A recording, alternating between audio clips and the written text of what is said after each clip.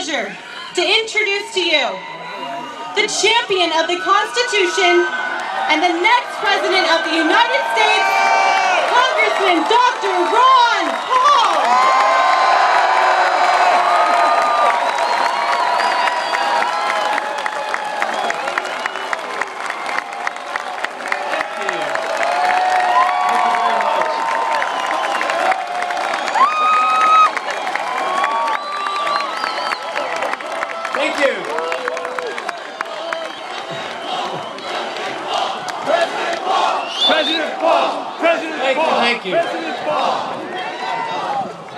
Thank you very much for that very nice welcome. And thank you, Paul, and thank you, Elizabeth, for those introductions. That's very nice. And I want to make two little introductions here, but very important introductions. My wife, Carol, and one granddaughter, Linda, are sitting down here.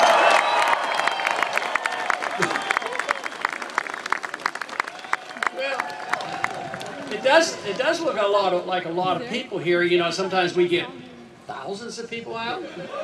And then sometimes the next day they'll say in the paper, yes, there was a very nice rally on such and such campus. Hundreds of people turned out. So I can see hundreds of people turned out tonight, and it is great.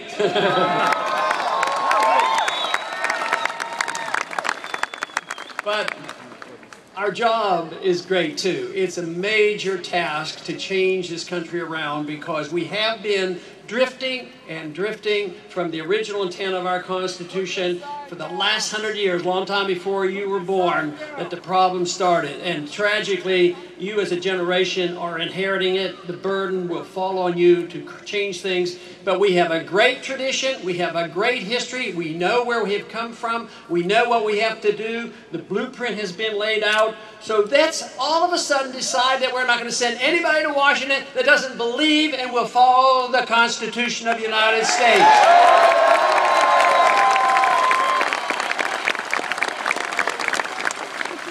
You know, in the announcements that Paul gave, he indicated that the First Amendment is very, very important to your campus, and obviously that is the case. Without the First Amendment, it is very difficult for us to get our message out. But I want to make sure the First Amendment is protected on the internet as well.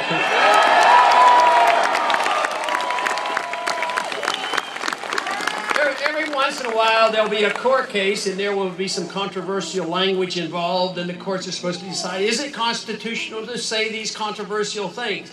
Well, let me tell you, the First Amendment wasn't written so you can talk about the weather.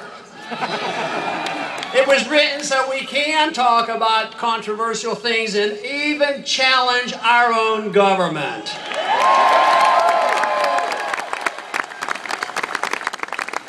And we live in an age where systematically our civil liberties have been under attack, and this is what we should be concerned about. The answer comes for so many of our problems by just understanding what liberty is all about. And liberty doesn't come because we belong to a group. You don't have liberty because you're a hyphenated American anyway. You have liberty because you have a right to your life, you have a right to your liberty, and you should have a right to keep all the fruits of your labor.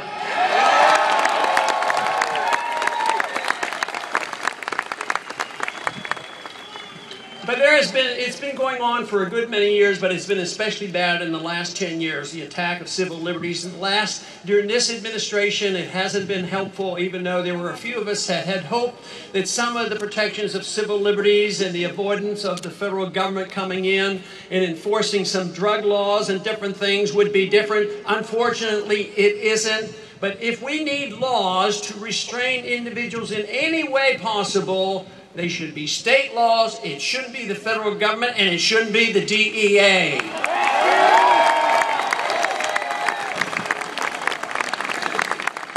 We know about the case of Daniel, one of the students here, of being arrested and thrown into prison and forgotten for 5 days. Ending up in an intensive care unit. And then it's done in the name of being a compassionate conservative. That's not compassion at all. So we need to understand what the real protection of liberty is all about. Now it's indicated that there may be a lawsuit coming out of this, and rightfully so. But it's always difficult when you're abused by a government to sue the government. Sometimes the government protects itself from lawsuits, especially the federal government. So we don't know exactly what will come from that. But I have a suggestion. You know, in a way, there should be justice for an abuse of liberty like this, but in some way, should the penalty be placed on the taxpayer? And you question that. Well, not exactly, but who else is going to pay because they were working for the taxpayer? And there's some truth to that. But what I would like to do is make sure that any agent of government that abuses the rights of an individual, they personally are liable and should be sued. This, of course, is my suggestion, and I introduced legislation dealing with the TSA.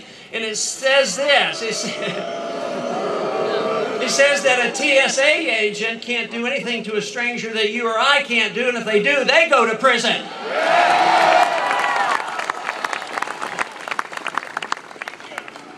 Our government is actually out of control. It's moving in the wrong direction. It believes it has the authority and the moral responsibility to make individuals better people and that they can protect you against yourself.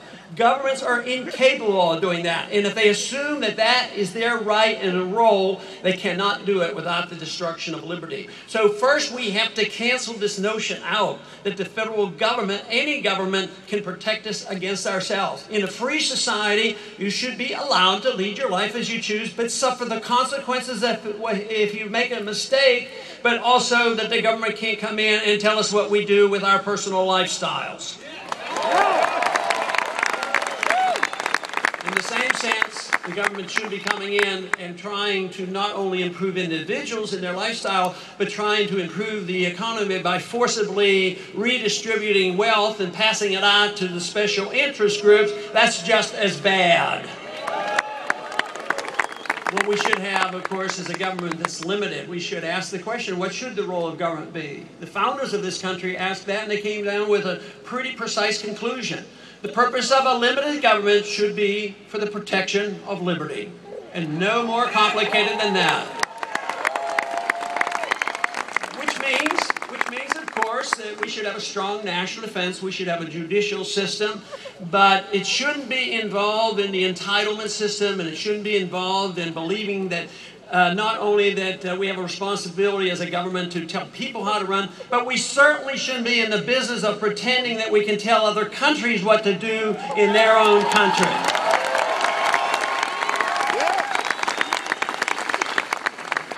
You know, there's a recent case in the news today, the young man, Qian, the blind Chinese individual that was being harassed by his own government. His civil liberties obviously sounds like they were abused, and he goes into the American embassy, and now he was released, and it's a diplomatic controversy that is going on.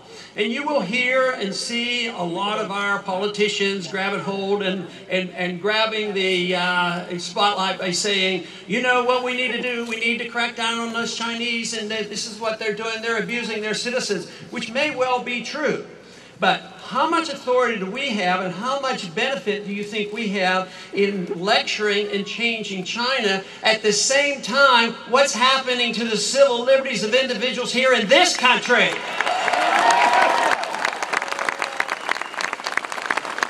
That's where we have responsibility. Now we are a country that is known throughout the Arab world that we are a country that uses torture. Torture is not part of a free society. We also have endorsed now for nearly 10 years the concept of preemptive war. That is that we start the wars. That's wrong. The wars in this country are supposed to only be fought with a declaration of war and not preemptively.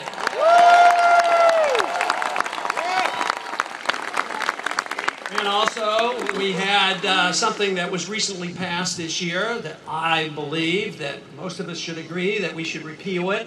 And that is that provision in the Defense Appropriation Act. That idea that the federal government can use the Army to arrest American citizens. That's a violation of our civil liberties too. So I believe our responsibility as individuals in this country, as people in the government and as a president, that we should try to set a standard of protection of all liberties, economic and political liberties. And if we do a good job, maybe other countries would do much better themselves, but we can't.